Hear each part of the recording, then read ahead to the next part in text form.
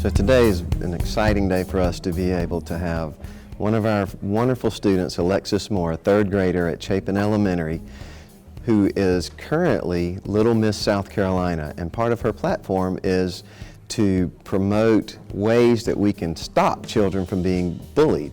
And so she has presented to us packages that include items that young people could use for personal hygiene, because in her eyes, sometimes kids come to school and they're not treated well because of their appearance or their lack of resources at home.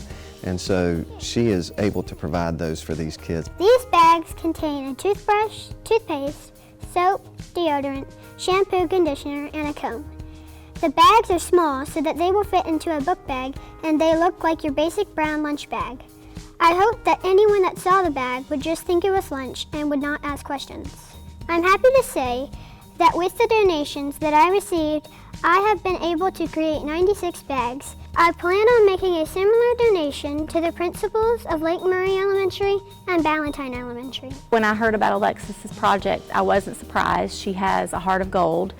She is very much an active participant in our classroom guidance lessons, where we learn about emotions and how much words matter. And so I wasn't surprised at all that Alexis wanted to reach out to find ways to help students in our community to feel better about themselves and to be more confident.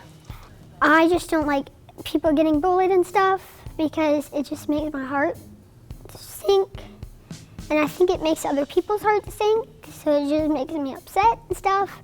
People get bullied for their hair, people get bullied for their teeth, how they look, so these bags will help them.